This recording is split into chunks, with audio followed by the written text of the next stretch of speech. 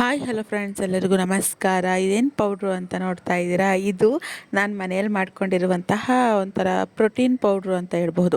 ಈ ಟೈಮಲ್ಲಿ ಅಂದರೆ ಪ್ರೆಗ್ನೆನ್ಸಿ ಟೈಮಲ್ಲಿ ಎಲ್ಲರಿಗೂ ಗೊತ್ತಿರೋ ಹಾಗೆ ಡಾಕ್ಟರು ಸಜೆಷನ್ ಮಾಡ್ತಾರೆ ಪೌಡ್ರುಗಳು, ಹಾರ್ಲಿಕ್ಸು ಅಂದರೆ ಮದರ್ ಪ್ಲಸ್ಸು ಆ ಥರ ಎಲ್ಲ.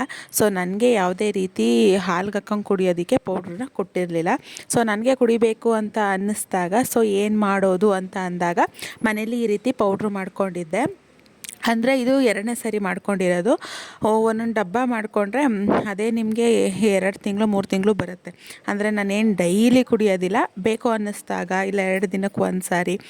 ಅದ್ರ ನನಗೆ ಯಾವಾಗ ಕುಡಿಬೇಕನ್ಸುತ್ತೆ ಆವಾಗ ಮಾತ್ರ ಕುಡಿತೀನಿ. ಅದರಿಂದ ನನಗೆ ಬರುತ್ತೆ.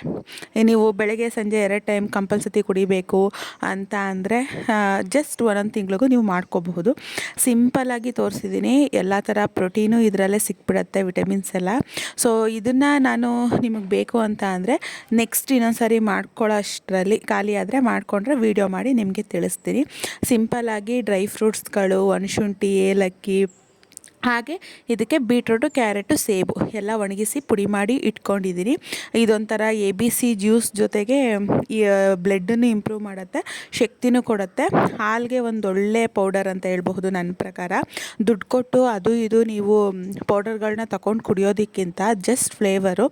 ಇದರಲ್ಲೇ ಎಲ್ಲ ಥರ ಅಂಶನೂ ಸಿಕ್ಬಿಡತ್ತೆ. One of favourite. ನೀವು ಒಂದು ಸಾರಿ ಮಾಡ್ಕೊಂಡು ಕುಡಿದ್ರೆ ಸಾಕು, ತುಂಬಾ ಇಷ್ಟ ಆಗುತ್ತೆ. ಪ್ರೆಗ್ನೆನ್ಸಿ ಅಂತ ಅಲ್ಲ, ಎಲ್ಲರೂ ಕುಡಿಬಹುದು. ಮಕ್ಕಳುಗಳಿಂದ ಹಿಡಿದು ವಯಸ್ಸಾಗಿರೋರಿಂದ ಹಿಡಿದು ಎಲ್ಲರೂ ಪ್ರತಿಯೊಬ್ಬರು ಕುಡಿಬಹುದು ಅಂತ ನನ್ನ ಸಜೆಷನ್. ಏನಂತೀರಿ?